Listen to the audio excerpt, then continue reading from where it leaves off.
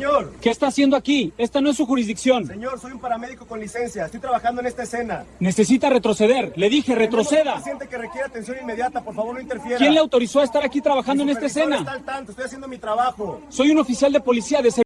Condemning the interference with patient care, the International Association of Firefighters issued a statement supporting Marcus and demanding accountability.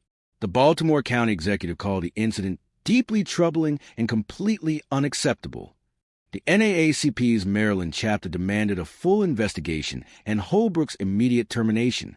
The patient's family, once Robert McKenzie stabilized and learned what had happened, publicly thanked Marcus for saving his life and expressed outrage at Holbrook's actions. Civil rights attorneys contacted Marcus within hours. The lawsuit was filed 6 weeks later. The defendants included Ryan Patrick Holbrook individually, Sergeant Michael Torres, who had been Holbrook's direct supervisor for 5 years, Captain Dennis Coleman, who oversaw the district, and Baltimore County itself. The claims were specific and devastating. Unlawful detention without probable cause or reasonable suspicion, racial profiling and discrimination in violation of the Equal Protection Clause, violation of Marcus's 4th and 14th Amendment rights, interference with the provision of emergency medical services, intentional infliction of emotional distress, failure to train and supervise officers with documented patterns of discriminatory conduct, deliberate indifference to a known pattern of constitutional violations. The complaint attached Holbrook's entire disciplinary record, 17 complaints over 14 years, multiple training interventions, and 0 meaningful consequences. The city's attorneys reviewed the evidence. Body camera footage from responding units showing everything. Traffic camera footage. 7 civilian videos.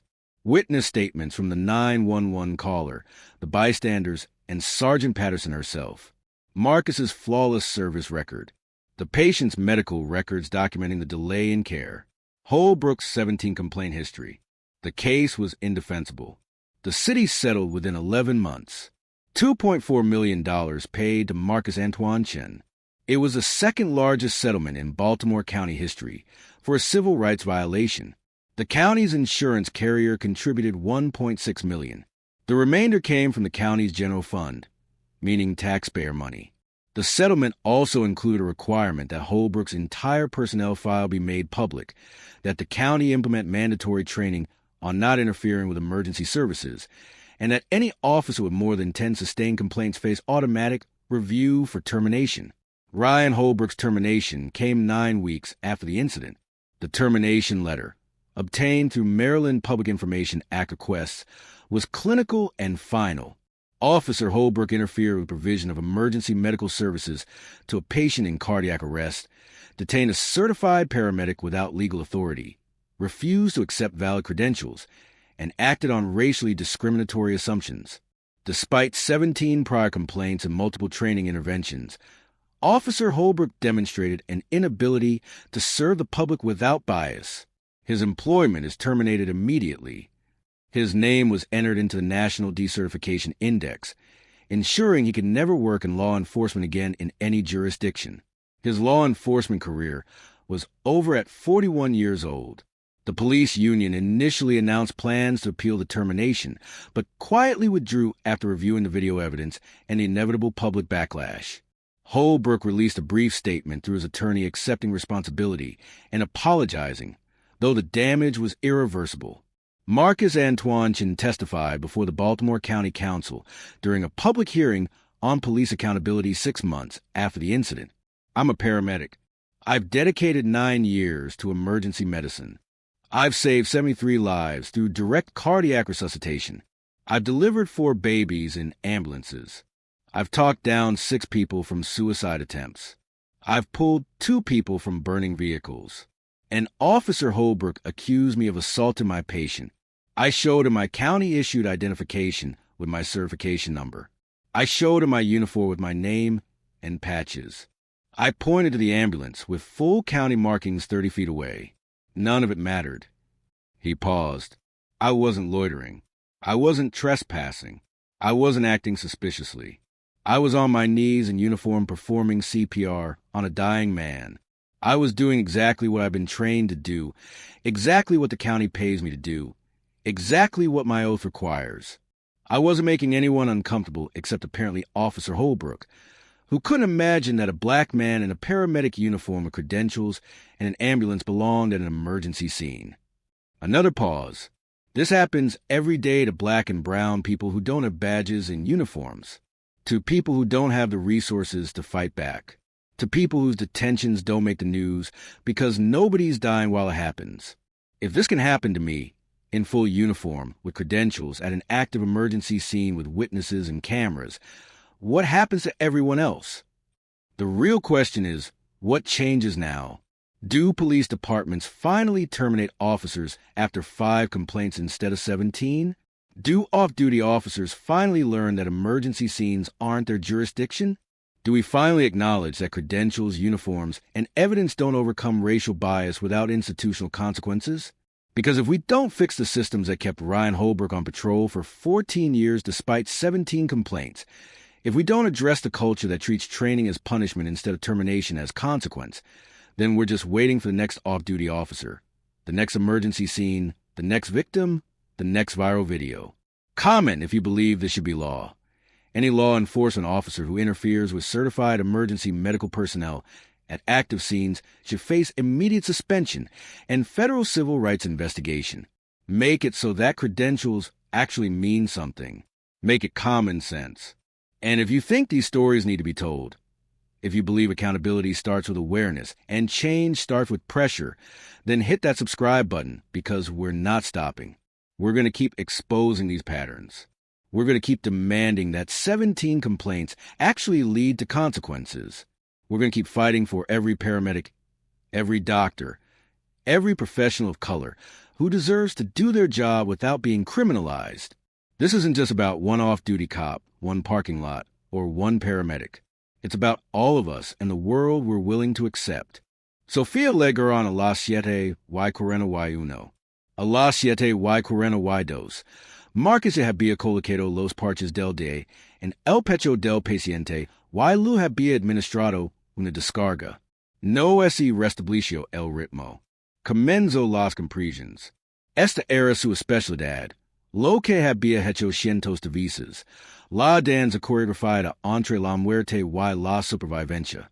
Marcus vestía su uniforme de bomberos y servicios médicos de emergencia del condado de Baltimore, azul marino con franjas amarillas reflectantes, con su nombre claramente visible en el pecho y sus parches de certificación en ambos hombres. Su maletín médico estaba abierto a su lado, con el equipo desplegado en un caos organizado. Sofía controlaba la vía aérea con una mascarilla con bolsa válvula, observando como el pecho del paciente subía y bajaba con cada contracción. Levaba 90 segundos trabajando cuando el vehículo personal de Holbrook, un Ford Explorer Plate do. Se detuvo a 6 metros de distancia.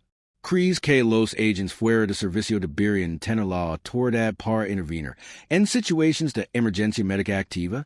Deja tu respuesta a continuación. Holbrook salió de su vehículo, vio la escena, vio a Marcus, y sumente calculó al instante. Hombre negro, paciente blanco, un reloj caro visible en la muñeca del hombre negro. Algo le pareció extraño. Sintió que requería su intervención. Se acercó rápidamente, con la mano ya apuntando a la placa de su cinturón. Alejate de ese hombre ahora mismo. Marcus seguía comprimiendo. 28, 29, 30. Sofía levantó la vista. Señor, somos paramédicos. Este hombre tiene un paro cardíaco. Dice que te alejaras. La mano de Holbrook estaba ahora sobre el hombro de Marcus. Marcus se detuvo. Levantó la vista. Y vio la placa. Official. Soy paramédico certificado del Servicio Médico de Emergencia del Condado de Baltimore. Este paciente tiene un paro cardíaco. Lo estamos realizando RCP. Necesito que se retire. Déjame ver alguna identificación. Sofía intervino. Señor, estamos en medio de un código. Nuestra unidad está ahí mismo con todas las marcas. Necesitamos continuar con las compresiones. No me importa lo que digan. Les ordeno a ambos que se aparten para poder evaluar la situación. Marcus, con voz serena, tomo la identificación que lavaba colgada del cinturón. Aquí está mi identificación de bomberos y servicios médicos de emergencia del condado de Baltimore. Mi número de certificación está visible. Ahora tengo que volver con mi paciente. Holbrook apenas lo miró. Cualquiera puede falsificar estas cosas. ¿Cómo sé que no acabas de agredir a este hombre? La declaración quedó suspendida en el aire, absurda y insultante. Sofía se quedó boquiabierta. Marcus sintió que se le aceleraba el corazón, pero mantuvo la voz bajo control. Oficial, mire nuestra unidad. Mire nuestros uniformes.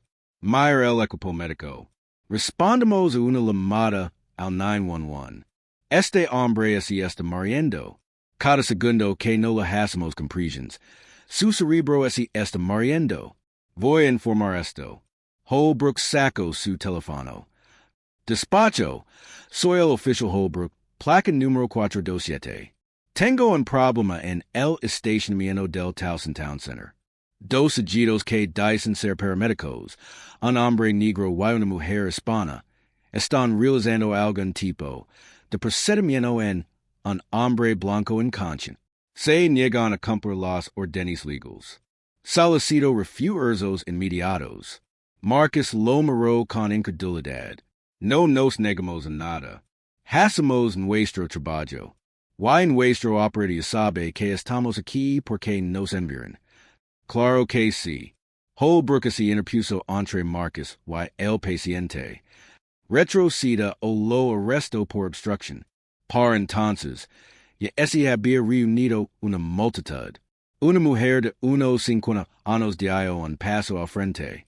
Oficial, soy quien llamó al 911. Estos son los paramédicos que llegaron. Ese hombre se desplomó frente a mí. Tenía los labios morados. Han estado intentando salvarlo. Holbrook apenas la reconoció. Señora, por favor, retroceda. Un hombre de unos 30 años con el teléfono en la mano gritó. Estoy grabando esto. Son paramédicos. Llegaron en una ambulancia. ¿Qué están haciendo? Otra voz. Que hagan su trabajo. Ese hombre necesita ayuda.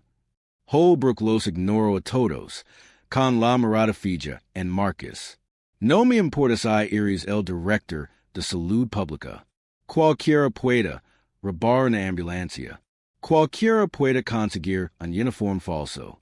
Vas a esperar que lleguen refuerzos y verifiquen tu historia. Marcus sencha pesar los segundos. El pecho del paciente estaba inmóvil, sin compresiones desde hacía casi 2 minutos. Todos los protocolos, todos los entrenamientos lograban que volviera al trabajo. Oficial, invoco la autoridad médica bajo el Código de Maryland, artículo de seguridad pública, section 7 de 402. Soy paramédico certificado en una escena de emergencia activa. Este legalmente obligado a acatar mi criterio médico a menos que tenga evidencia de actividad criminal. Ahora vuelvo la atención al paciente. Se acercó al paciente. Holbrook lo bloqueó, levando la mano a su cadera, donde no ministeria un arma. En ICT ocurra. Sofía estaba en la radio. Despacho, aquí unidad médica doce. Tenemos un agente fuera de servicio interfiriendo con la atención a pacientes en el lugar. Necesitamos un supervisor de inmediato. Una sirena oliva lo lejos, cada vez más cerca. Un vehículo de un supervisor de la Policía del Condado de Baltimore se detuvo con las luces destilantes. La sargento Linda Patterson, veterana con 22 años de servicio, salió. Observó la escena al instante. La ambulancia con todos los distintivos del condado. 2 personas con uniformes inconfundibles de paramédicos. Un paciente en el suelo. Un grupo de testigos con SUS teléfonos. Y Ryan Holbrook de Pai entre los paramédicos y su paciente. Holbrook, ¿qué demonios está pasando aquí? Sargento, encontré a estos dos trabajando con esta víctima. Algo no cuadraba. Estaba asegurando la escena hasta que pudiéramos verificar. Patterson lo interrumpió. ¿Estás loco? Y es la unidad médica doce. Conozco a Chun. Y es el paramédico jefe. Se Gyro Hacia Marcus. ¿Cuánto tiempo leva el paciente inconscient? Colapso initial hace aproximadamente 6 minutos. Hemos tenido interruptions en las compresiones durante los últimos 2 minutos. Patterson palideció. Se Gyro Hacia Holbrook. ¿Dejaste de hacer RCP? A un paciente con paro cardíaco. Se Gyro Hacia Marcus. Vuelve al trabajo. Ahora. Marcus S. Aradillo, y reanudó las compresiones. Sofía restableció la vía aérea. Patterson activó la radio. Despacho. Necesito un oficial de guardia en el centro de Towson inmediatamente. Y comuniquen con el teniente Morrison. Se acercó a Holbrook en voz baja, pero firme. Placa y arma. Baja administrativa. Con efecto inmediato. El rostro de Holbrook mostró una auténtica sorpresa. Sargento solo estaba. Acabas de interrumpir la atención médica de emergencia de un hombre moribundo. ¿Por qué? ¿Por qué el paramédico era negro? ¿Por qué? En tu mente retorcida, un hombre negro uniformado, con credentials y una ambulancia, no podía ser legítimo? Tenía una sospecha razonable. ¿De qué? Salvar una vida siendo negro? Dame tu placa. Ahora mismo. La multitud observó como Holbrook, con manos temblorosas, ese quitaba la placa. Patterson la tomó y ese Gyro Hacia Marcus. Me disculpo. En nombre del departamento, me disculpo. Esto nunca debió haber sucedido. Marcus no respondió. Contaba las compresiones. Observando a Sofía, mientras administraba otra descarga del DA. Con la cuarta descarga, el ritmo cardíaco del paciente regresó. Débil irregular, pero ahí estaba. Lo subieron a la camilla y a la ambulancia. Sofía condujo, con las luces y las arenas encendidas, al Centro Médico St. Joseph de la Universidad de Maryland. A 3 minutos de distancia. El paciente, Robert Mackenzie, un conador de 53 años y padre de 2 hijos, sobreviviría. Su función neurológica estaría intacta. El retraso en las compresiones podría haberlo matado o dejado con daño cerebral permanente. Tuvo suerte. La escena se disolvió.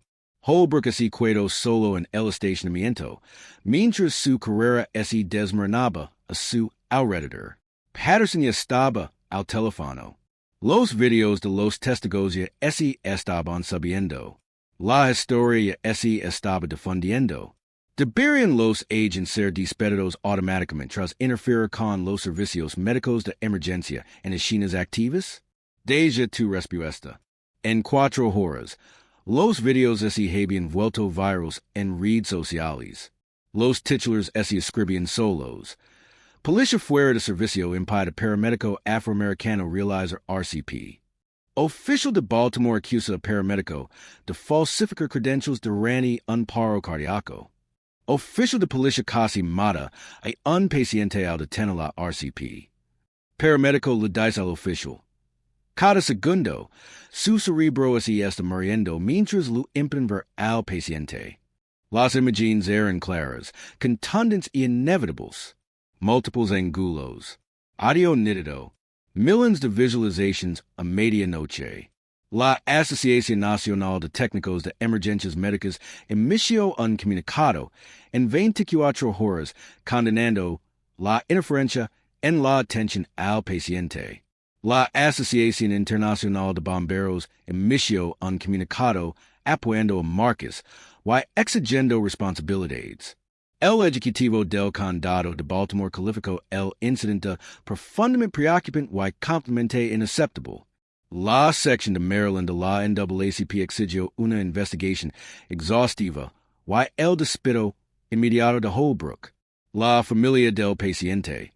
Una vez que Robert Mackenzie se estabilizó y supo lo sucedido, agredió públicamente a Marcus por salvar la vida, y expresó su indignación por las acciones de Holbrook. Abogados de derechos civiles contactaron a Marcus en cuestión de horas. La demanda se presentó 6 semanas después. Los acusados incluyen a Ryan Patrick Holbrook, individualmente, al sargento Michael Torres, quien había sido supervisor directo de Holbrook durante 5 años, al capitán Dennis Coleman, quien supervisaba el distrito, y al propio condado de Baltimore. Las acusaciones eran específicas y devastadoras. Detention illegal sin causa, probable y sospecha razonable. Perfilación racial y discriminación en violación de la cláusula de igualdad de protección. Violación de los derechos de Marcus amparados por la cuarta y la 14ª enmienda.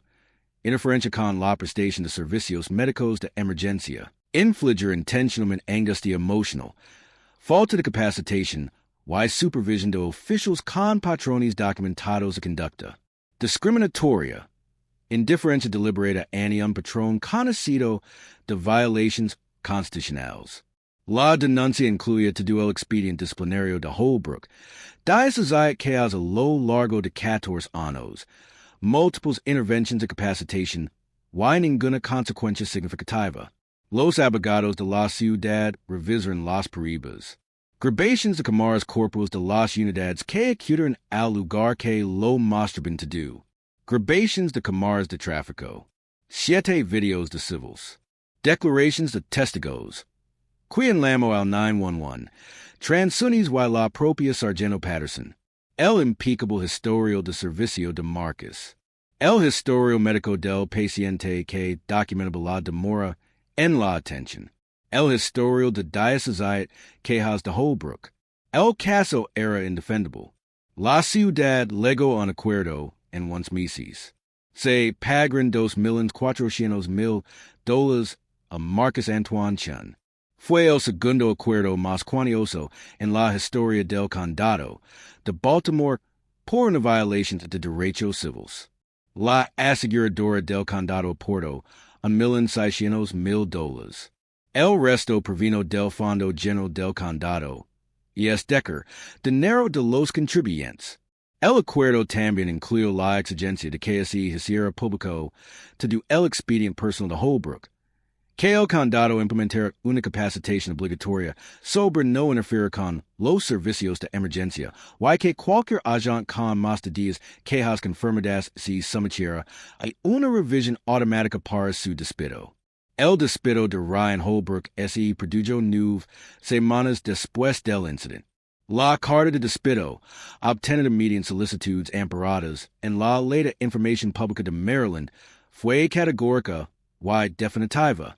El agente Holbrook interfirió en la prestación de servicios médicos de emergencia a un paciente con paro cardíaco, detuvo a un paramédico certificado sin autorización legal.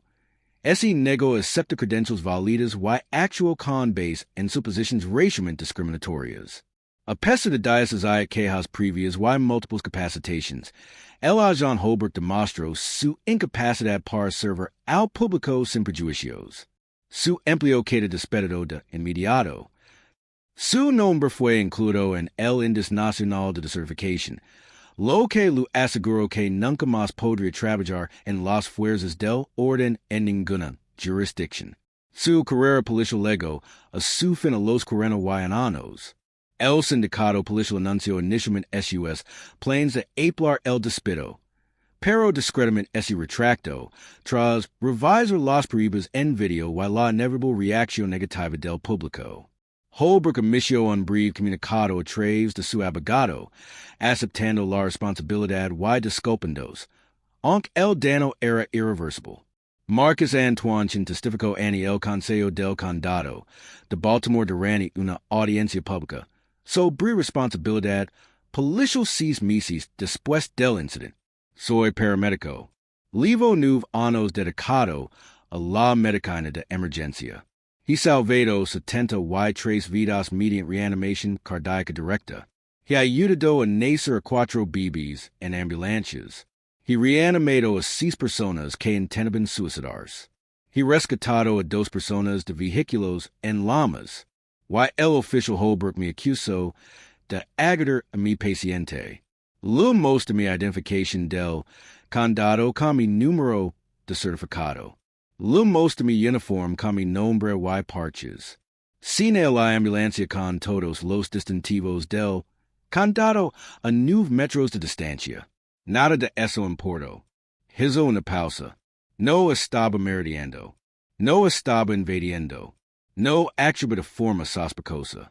Estaba de rodillas, uniforme du, practicando RCP un hombre moribundo. Estaba haciendo exactamente lo que me han entrenado, exactamente lo que el condado me paga por hacer, exactamente lo que exige mi juramento. No incomodaba nadie, excepto, al parecer, al agent Holbrook. Quia no podía imaginar que un hombre negro con uniforme de paramédico, credentials y una ambulancia estuviera en una emergencia. Otra pausa. Esto les pasa diario a las personas negras y morenas que no tienen placas en hay uniformes. A quienes no tienen los recursos para defenders. A quienes sus detentions no salen en las noticias porque nadie mira mientras ocurren. Si esto me puede pesarme, con el uniforme completo credentials, en una escena de emergencia activa con testigos y cámaras, que les pasara a los demás? La verdadera pregunta es, ¿qué cambia ahora? ¿Acaso los departamentos de policía finalmente despiden a sus oficiales tras 5 denuncias en lugar de 10? ¿Acaso los oficiales fuera de servicio finalmente comprenden que las situaciones de emergencia no son su jurisdicción? Reconocimos finalmente que las credentials, los uniformes y las peribas no superen el sesgo racial sin consecuencias institucionales? ¿Por qué así no arreglamos los sistemas que mantienen a Ryan Holbrook patrulando durante 14 años a pesar de 10 denuncias? Así no abordamos la cultura que considera el entrenamiento como un castigo en lugar del despido como una consecuencia, entonces solo estaremos esperando al próximo oficial fuera de servicio. La próxima situación de emergencia, la próxima víctima, el próximo video viral. Comencias cree que esto debería ser ley. Cualquier agente del orden que interfiera con el personal médico de emergencia certificado en escenas activas debería enfrentar una suspensión inmediata y una investigación federal de derechos civiles. Que las credentials realmente tengan valor. Que sea sentido común. Y crees que estas historias deben contarse. Crees que la rendición de cuentas empieza con la concienciación y el cambio con la prisión. Suscribe porque no nos detendremos. Seguiremos exponiendo estos patrones. Seguiremos exigiendo que esas quejas tengan consecuencias. Seguiremos luchando por cada paramédico, cada médico, cada profesión de color que merece hacer su trabajo sin ser criminalizado. No se trata solo de un policía fuera de servicio, un estacionamiento o un paramédico. Se trata de todos nosotros y del mundo que estamos dispuestos a aceptar